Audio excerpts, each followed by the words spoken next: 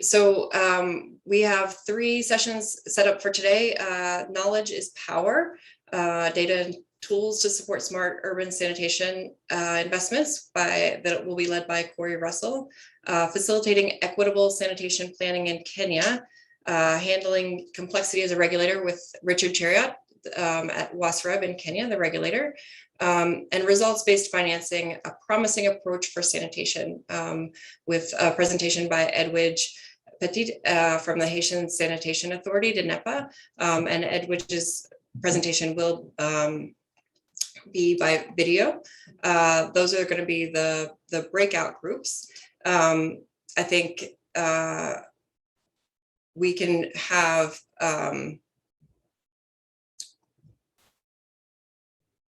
shift over to an open discussion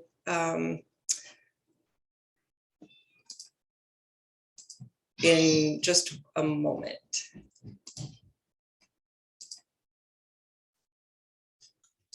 I think we'll get started with Corey's presentation, so I'll just load that up right now. So.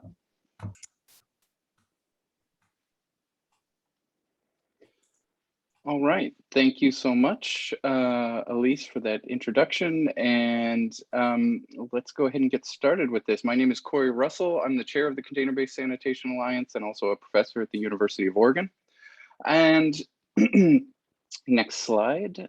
I'm going to be talking a bit about sort of giving a signpost to what we'll be talking about today and filling in some information that we've been doing at the Container-Based Sanitation Alliance. And so the first thing that we're talking about is how can we crack this financial nut for urban sanitation? So financing scale up remains a significant challenge for container-based sanitation providers. At the CBS Alliance, some of the key challenges that we have identified to this are the perceptions of CBS as an expensive option, a lack of familiarity with CBS cost structures, specifically in the higher operational costs as opposed to capital cost structures, as traditional sanitation options have varied from how CBS is done. Expectations that CBS services should be fully cost recovering when in fact they're providing services to some of the lowest income sectors around the globe, and limited investment in capital that's available. And so as Elise noted, there's going to be some great talks about results-based financing and the potential there. And you can also learn more about that in breakout group 2. So I would encourage you to take a look at that. 2 forms of data that are breaking new ground for CBS and that we've been focused on at the CBSA that I'm going to talk about now are 1, cost effectiveness analysis and GHG emissions data. All right, we can move on to the next slide. And what we're really looking at here with the cost-effective analysis was a collaboration that the CBSA did with EY that looked at sanitation data through in-depth looks at financial data with different companies and interviews, and using the Cactus methodology and field data as a baseline to create a like-for-like comparison of different sanitation options in urban slums and other low-income communities. And they did this across 5 countries. So what they found was that at scale, CBS is the lowest cost form of safely managed sanitation. So on this next slide, as you can see, in a like-for-like direct cost basis, the safely managed household level and shared CBS models examined are considerably lower cost than sewers, between 37% and 83% less per household per year. Now, this report was published back in November of 2020, but given the pandemic and everything, we figured it would be really important to highlight how important these findings are. And when we were benchmarking sewer costs, it's important to note that these were very conservative comparisons. It didn't include the extensive cost of constructing a main network. It was only the connection to that main network. So in places like Haiti, where there is no main network, that cost is not factored in. And so that would be an important element to take note of. And larger scale CBS services, what we're talking about there is services over about 1,000 households served, right? And in that case, for both shared and household, it is lower cost than sewer, septic tanks, and pit latrines. All right, so then this next slide shows that it also meets the definition for affordable wash services. It's below 2% of the median income, which falls below the 3 to 5% for all WASH affordability across the households. And lastly, what we see in this next slide is that the staffing accounts for between 34% and 54% of annual costs per household of providing CWIS services.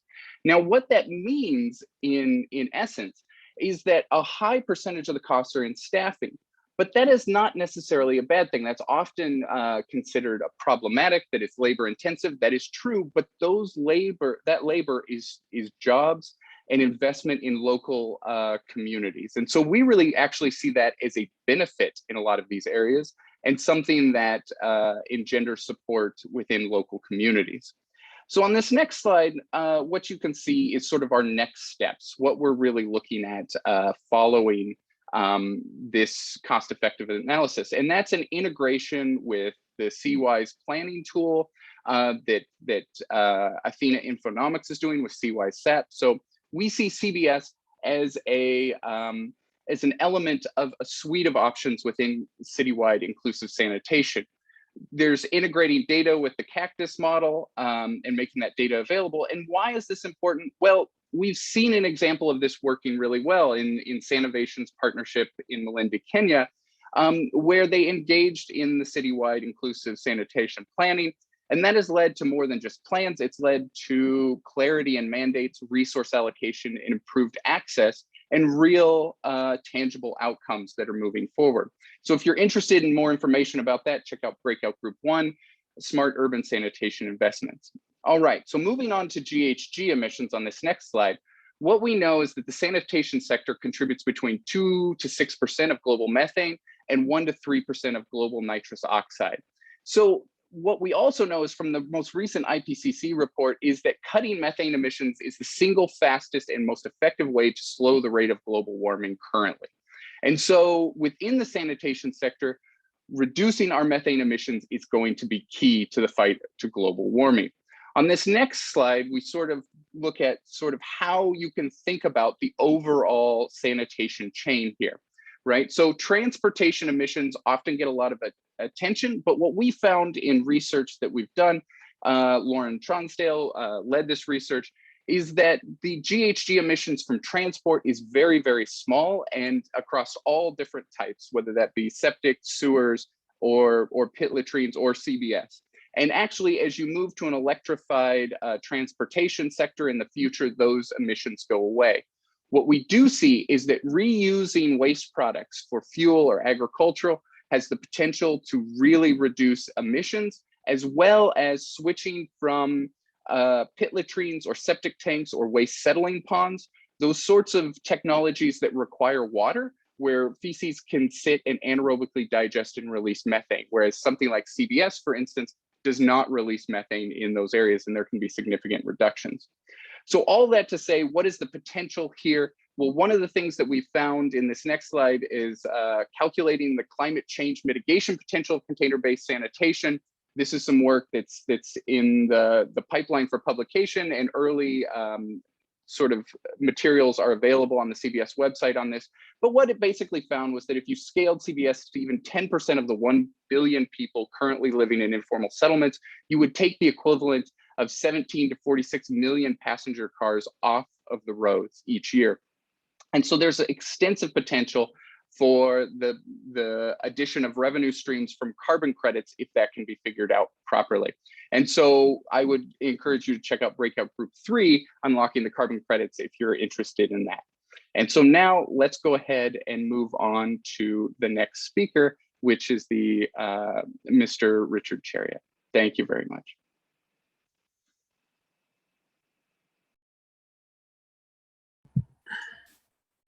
Thank you very much, Corey, for basically setting the stage in terms of container-based sanitation and what we're looking at. Would you kindly stop sharing your screen so that I can start sharing mine?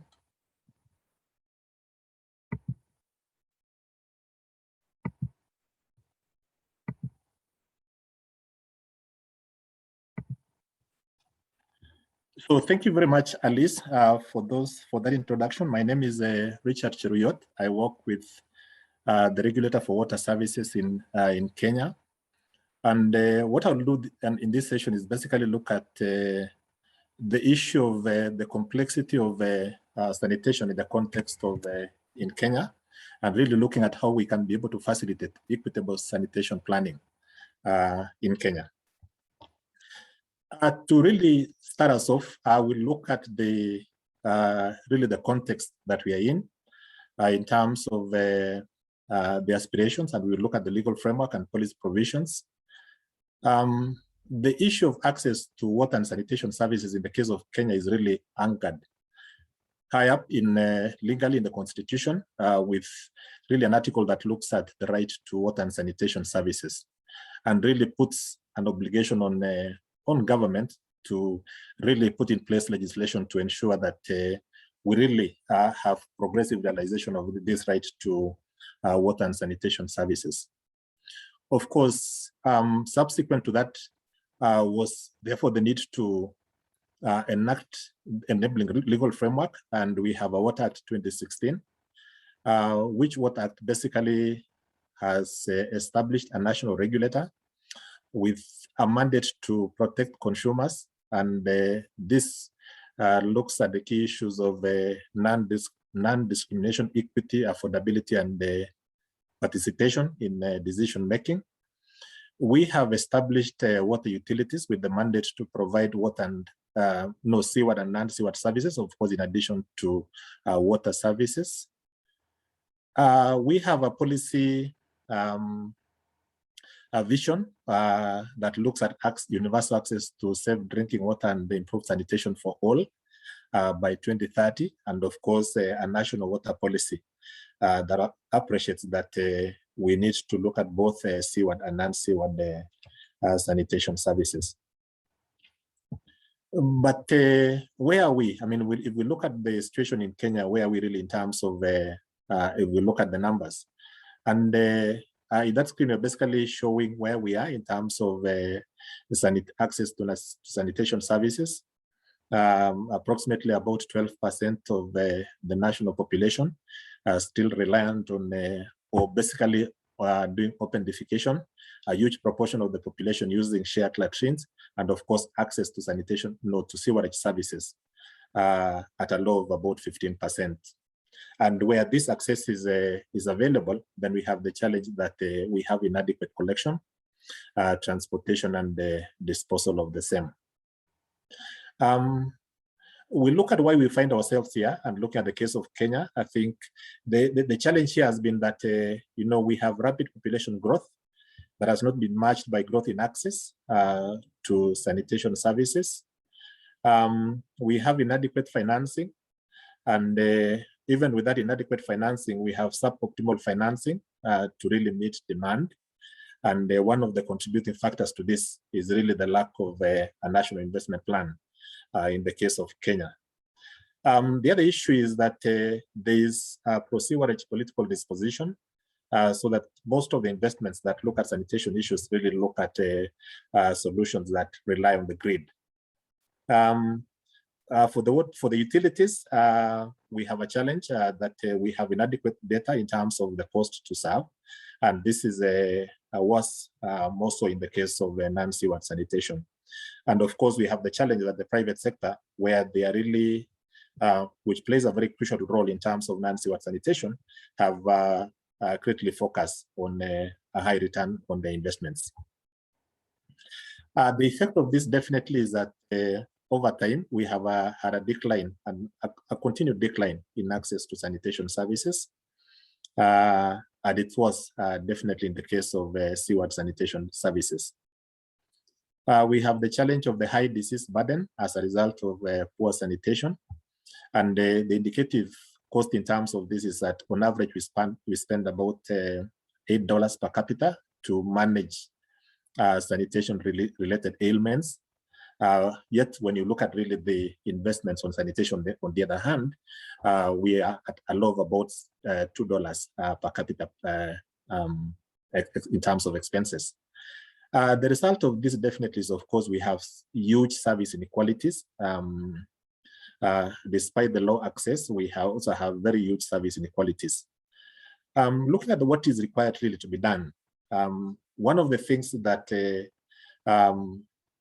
in our case needs to be addressed is the need to increase and really optimize financing. We are saying finance is not adequate, but where this financing is available, then there's need to really look at how the same can be optimized.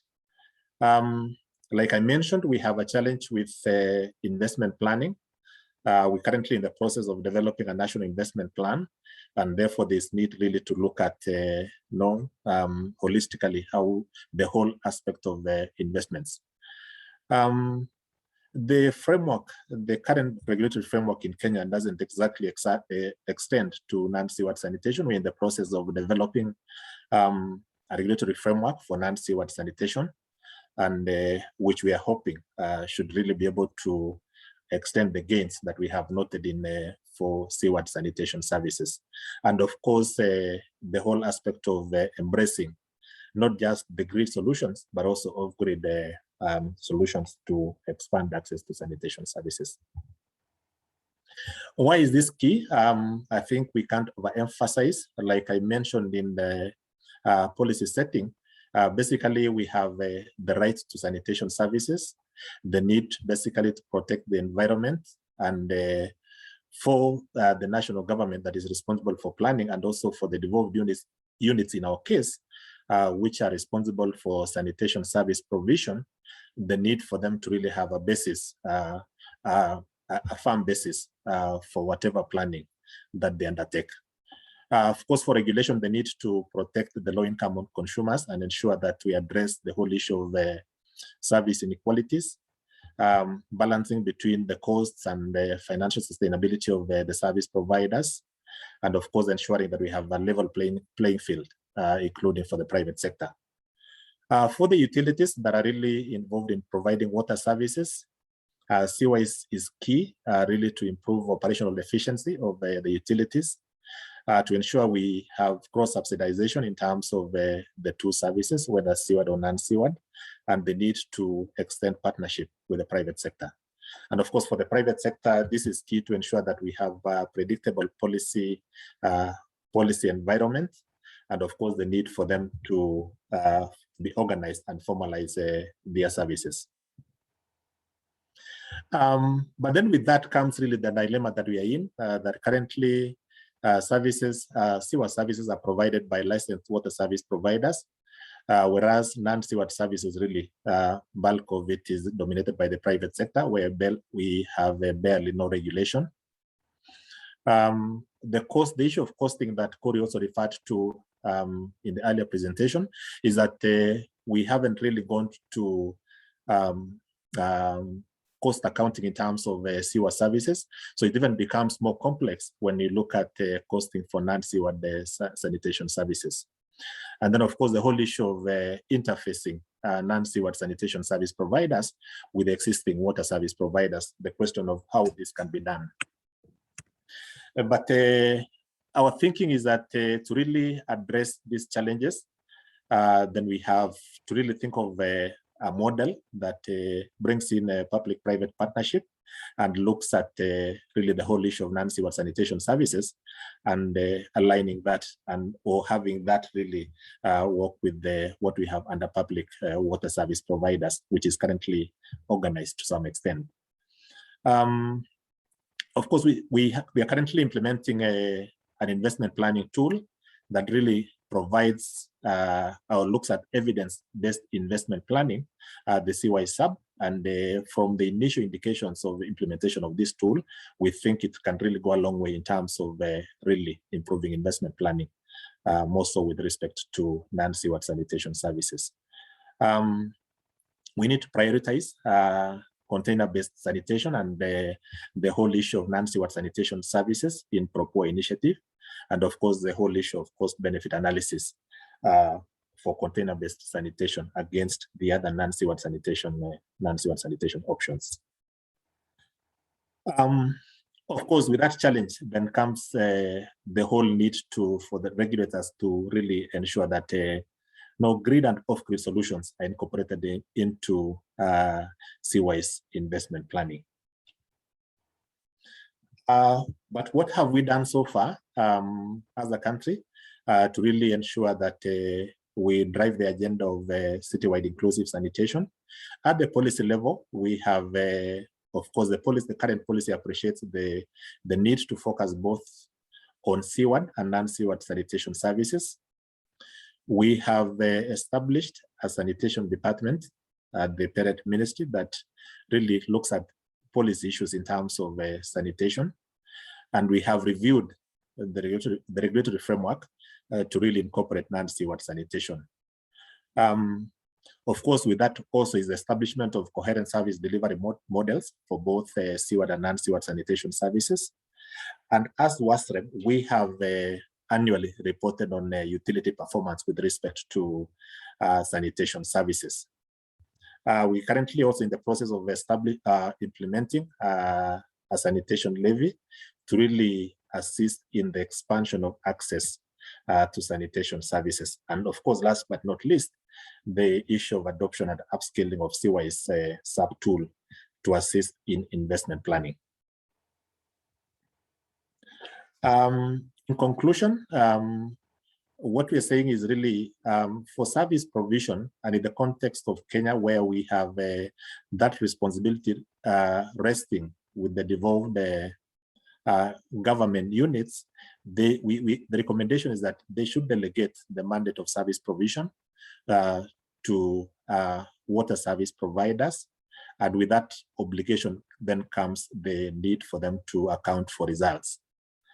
Of course, we have realized that more investments do not necessarily increase access, and therefore there's need to think of a technology paradigm shift and really finding the right mix between SEWERED and non-SEWERED sanitation services.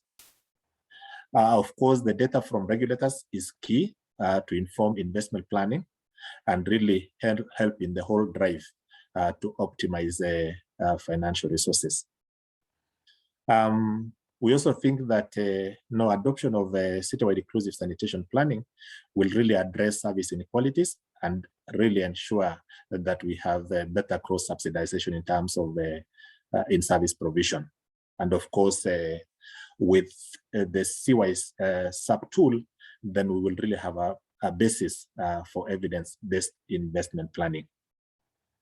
And in conclusion is that this is borrowed from the Africa Sun. In the case of Kenya, we have really in excess of 35 million persons without safely managed sanitation services. And they are looking forward to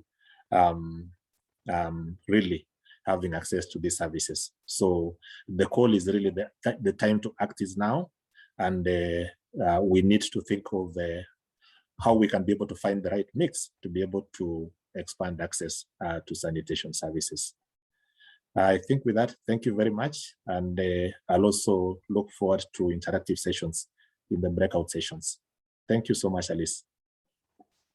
Thank you, Richard and Corey, both. I think these are two great examples of kind of how the private sector is using new tools to organize their own businesses and identify what they can contribute to and what their comparative advantages are. And Richard, you did a fantastic job at providing a great overview of how the regulators really helping the entire country shift to formalize services to population segments that have just not been served at all. There's not only kind of a question of what to do, but how do you transition the entire sector to generate data and analysis to help you on an ongoing basis work with both the private sector and the public sector to chart a path forward that is evidence-based and can use scarce resources efficiently. Now over to a recording from our colleagues in Haiti at DNEPA. Edwidge will share a recorded statement. Thanks. Thanks, Elise. And just one note to everyone, sometimes the video can be a bit choppy in Zoom. So if you do have any trouble, I've also shared a link to the YouTube and you can watch it on YouTube if it's not coming through clearly, but hopefully it'll be good.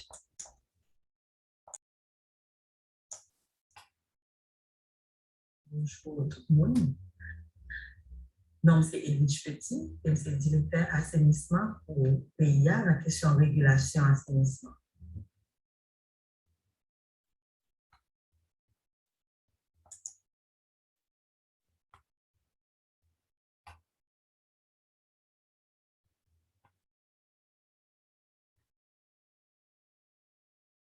On vient avec une série d'expertise l'autre pays.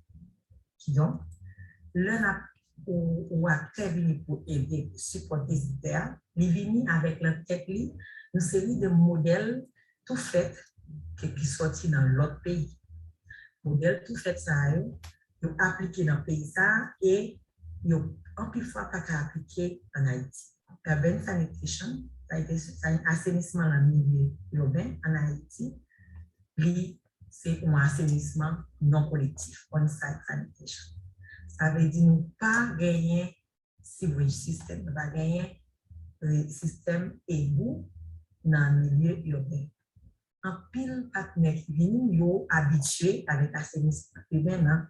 Donc, depuis 10 ans, nous avons goûté pour nous créer un vrai service on-site sanitation, service public on-site sanitation, qui a gagné question contrôle, question inspection, question appui technique, question appui conseil, et puis question traitement. Pour nous créer ce service, nous obligés à innover. Pas facile, parce que tu as des modèles comme ça en pile dans le pays qui est les pays moins avancés. Ne pas comprendre comment l'assainissement a tout lié en énergie. Donc, l'autre obstacle là, qui est, c'est que je dis, même si le financement international est là, mais il n'est pas dirigé correctement, il n'est pas mené nous directement dans la question et performance, parce que nous ne pouvons pas vraiment dépenser l'argent qu'il a donné dépenser. Ça veut dire nous pouvons dépenser correctement pour avoir nous niveau service que nous besoin de nous. L'autre bagage, c'est pour mesurer les résultats bien. Pour mesurer les résultats bien, il faut mesurer l'assainissement dans toutes composantes. Parce qu'un résultat assainissement qui est correct, son résultat assainissement qui va avoir accès à une toilette bien, et même j'entends ont accès à transport avec traitement correct.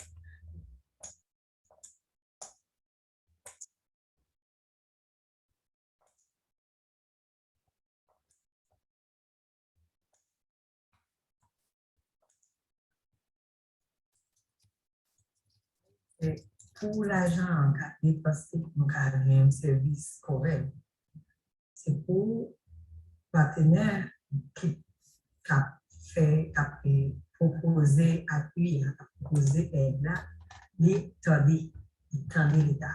Il tendait acteur l'État qui travaille. Ça veut dire qu'il faut service à monter à la collectivité avec responsable et ça veut dire pour nous définir ensemble qui ça se fait et qui ça doit faire.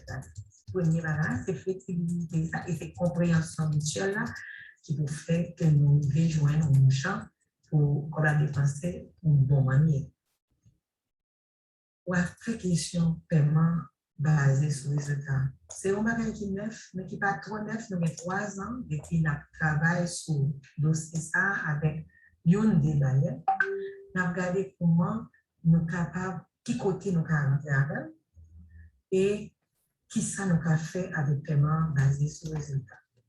Côté nous invité en pile ONG avec l'autre entreprise privée, nous disons est-ce que ça t'a intéressé pour nous rentrer là-dedans. Vraiment basé sur le résultat, c'est un bon moyen pour faire ou joindre de réels résultats. Donc, à mesure côté que nous avons et qui a vraiment aidé ce terre, c'est côté nous avons besoin d'opérateurs qui a ramasser toute chaîne service là.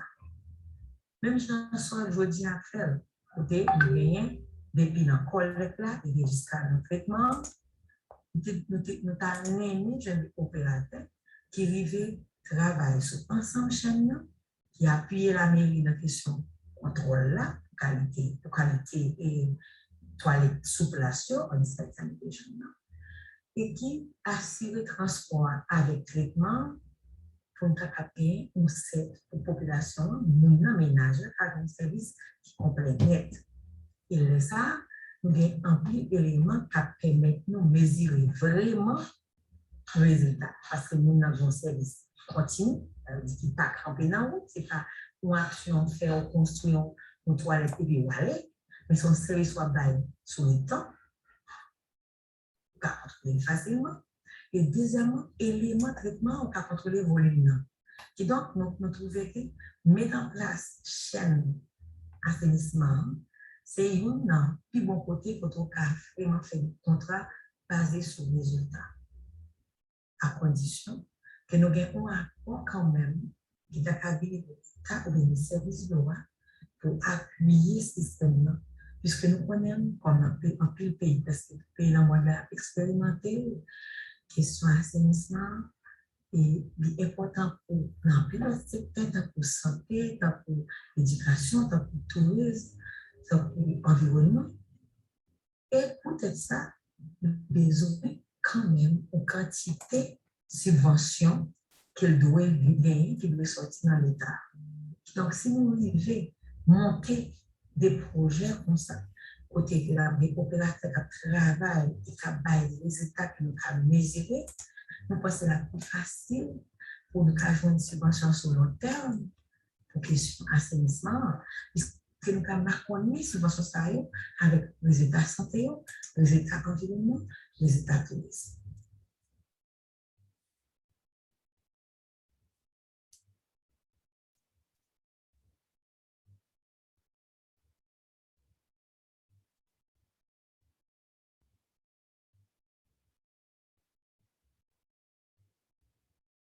Baya lui-même, il travaille sur une série de cycles. Ça veut dire, c'est un projet pour durer, qui a fini, pour commencer en l'autre, et on mesure sur la tête, sur 4 ans, sur 3 ans ou sur 5 ans, sur ça que nous devons faire. Et donc, Baya apparaît pas une logique là avec un monde qui est responsable du service. Baya n'est pas responsable du service. Il est plus intéressé d'en faire une seule dépense, et puis l'école. Côté l'équité, gestion en main, l'État qui est responsable du service réellement. Par contre, un bailleur qui est en développement et qui l'a depuis 50 ans, qui l'a depuis 30 ans, qui l'a depuis 40 ans dans le même pays, il connaît, il l'a pour autant toujours. Parce que le pays a un plan sur 15, sur 20, sur 30 ans pour le développer. Il a besoin d'accompagnement pendant 15, 20, 30 ans, plan qu'il fait. Par rapport à ça, Baya capable de rentrer dans le dialogue, côté même si c'est un appui dégressif, ça veut dire qu'il a commencé et puis qu'il a diminué tout le temps, il doit rentrer dans le dialogue avec l'État. L'État m'a commencé à faire subvention service, m'a diminué avec le temps, où l'État commence lui-même au fur et à mesure à développer la situation socio-économique du pays, pour lui-même lui rentrer subvention à la logique par l'État. C'est un dialogue qui doit être fait dans un niveau qui est plus haut que c'était pas maintenant. C'était pas nous, c'était l'État. C'est un dialogue qui doit rentrer dans le niveau global développement Haïti. Côté bailleur, par investir dans la question service. Et là, ça, elle a dit, moins besoin d'appuyer service de l'eau, avec service d'assainissement pour période de 15 ans. Par rapport à ça, m'a fait un plan côté chaque 5 ans après évaluer exactement, mais l'État, au fur et à mesure, reprendre participation, moi-même à faire. Et ce service-là doit appuyer l'État à travers les secteurs, il doit appuyer l'État. Mais ça m'a connu avec l'autre projet de développement qui va augmenter le revenu pays, qui va augmenter la capacité de la population pour payer tout. En termes, pour pour 2022, ça va veut dire qu'on a déjà entamé, on a déjà entamé une série d'activités côté on a testé question paiement basé sur les résultats qui va permettre de nous éléments pour renforcer la discussion que nous voulons faire par rapport à ça. C'est VPAM, c'est souhait PAM, dans les cas pour nous vraiment rentrer dans la logique ça, pour nous capables de gagner un modèle là et capable de voir ça marche là-dedans, ça pas marché là-dedans, pour nous avancer dans mettre vraiment un service sous place pour nous faire assez de temps.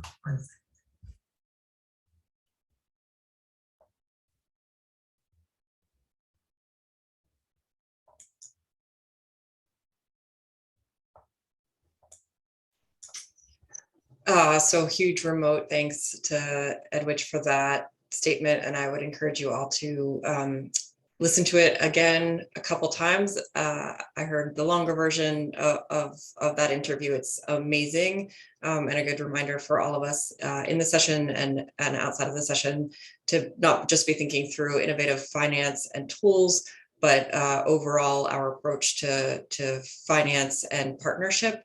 And really thinking through sector change.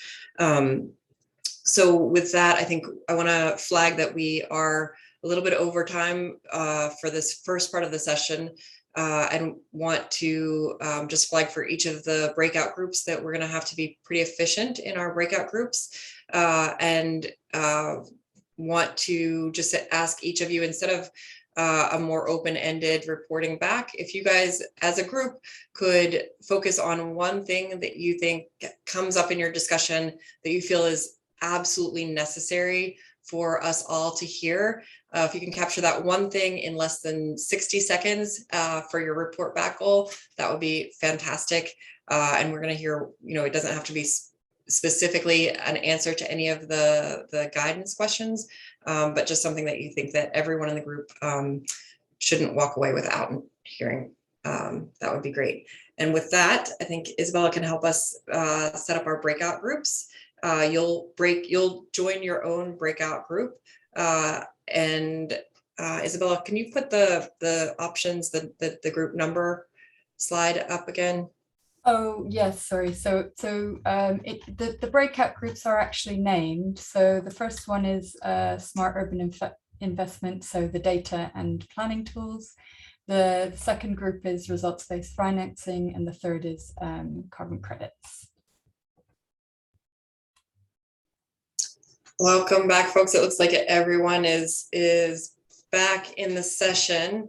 And I know our session wrapped up like on the perfect word, but I know these always get cut off on, just as you're making a great point.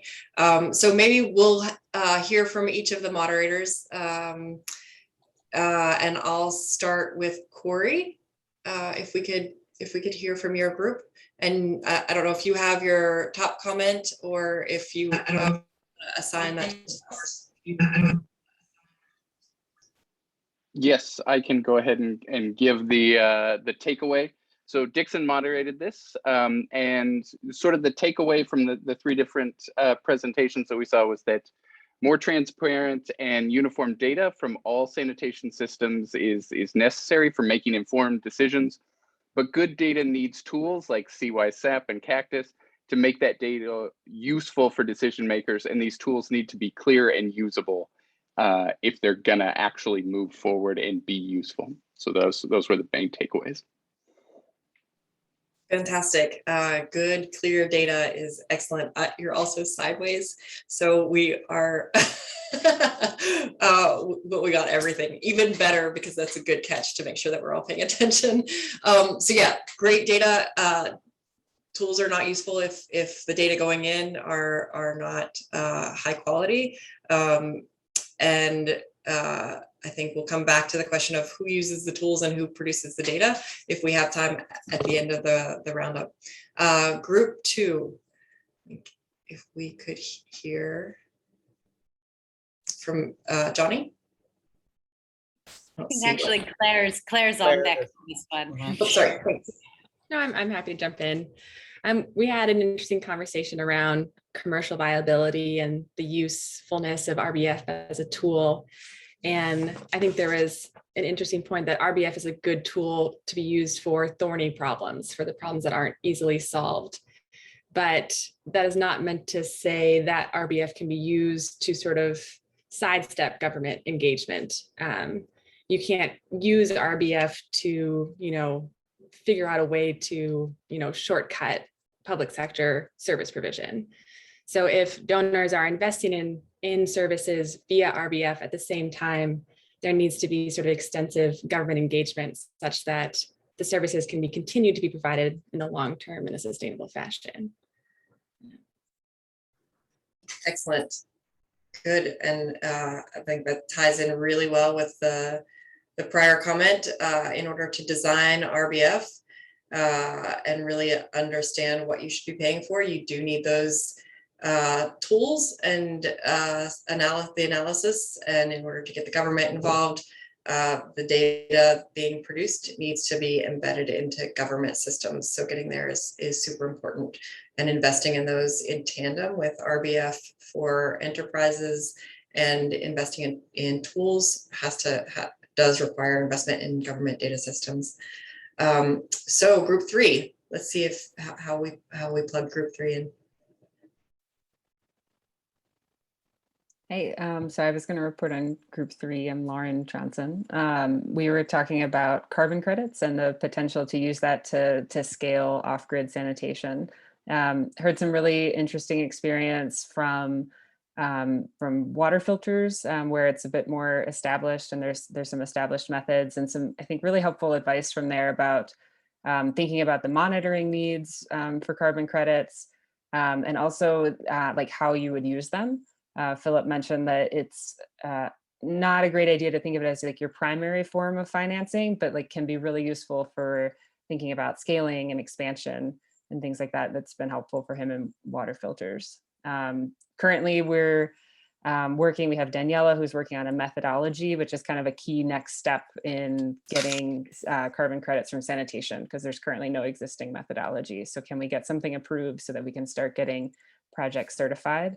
And once that's in place, we're looking for the potential there, and we think it's pretty high because what you look for is offsetting methane, whether that's from I think a bunch of people are looking at a cat right now, which is great. So the ways that you can offset methane really help increase your carbon credit potential. And so looking at replacing pit latrines and even like other options that work into CWIS systems. So like offsetting like organic food waste that would be going to a landfill are also kind of helpful ways to bring in more credits. Great, thank you for that. And I think maybe just to ask one clarifying question, in some of the other sessions, I think because there's so many development sector folks on these calls, when we say we, do you mean the development sector, or do you mean the government or the private sector? And I don't know if you guys were clarifying who should be spearheading the use of carbon finance and how to access it. We did not talk about that directly. I think specifically for carbon credits, we're looking more at the private sector, but would be happy for any of the panelists to jump in on that one. So maybe before we add other panelists, I think we have 2.5 minutes left. So I'm going to say thank you to everyone in advance. And then if you have, for each of the folks who reported back from the groups, if you have one comment that you could share in terms of how your group's takeaway feeds into the other group's takeaways or complements some of the other group's takeaways, that would be great. And maybe Lauren, I'll hand it over to you right away in terms of talking about government data and carbon finance. Sure. I guess I wasn't thinking so much about government data, but I would say a great way to kind of tie into group one is just thinking about the need for data and tools in order to get carbon credits. We can't get carbon credits unless we have good monitoring in place and like really good data on what we're offsetting, how much waste we're collecting, where it would have gone otherwise, and who we're serving. Excellent. Then straight over to you, group one, if you want to talk about the link to group 2 or 3. Yeah, I think all three are sort of linked in the sense that if we're thinking about how do we get financing in such a way that it actually scales up organizations, it's multiple different elements here. It's changing the results-based financing. It's changing the ways in which we think about financing these and the mechanisms. All of that is informed by good data and tools that match the best sanitation option to the proper situation. And then lastly, like Lauren just said, having good data and tools, if we're already doing that for carbon credits and creating new revenue streams which help with the financing, then that also allows us to meet those other needs. So I think that would be what I would say. Good. Then group 2, how do you bring that together with relative to the takeaways that we came up with in group 2? Well, you were about to get into a good conversation, or we just started asking a question about whether we should look at a low cost or like higher cost intervention for RBF. And I think what I'm hoping for from RBF and from carbon financing and from availability of good data is to shift the conversation away from what is the most affordable solution to what is the best solution. So that's kind of, yeah. I want us to get away from this, like, pinching pennies to figuring out, how to solve the problem at hand. Great. Well, thank you all. I want to thank everybody for their contributions in the groups, the 3 speakers at the beginning, and especially to Isabella for organizing a lot of this, all of the session, frankly, and the moderators for each group who did organize their subgroup discussions. Thank you all. Thanks everyone who attended and put thought into this. And want to underscore again, listening to Edwidge's presentation a couple more times so that we all remember the role of government and how to engage with government as a partner if we want to scale any of these interventions and see them reach the poor with any sustained duration. Give that another listen, give it lots of thought. And with that, pontificating at the end, thank you very much again, and have a great weekend. They're going to shut down in a minute. Thanks, everyone. Bye. Thank you, everyone.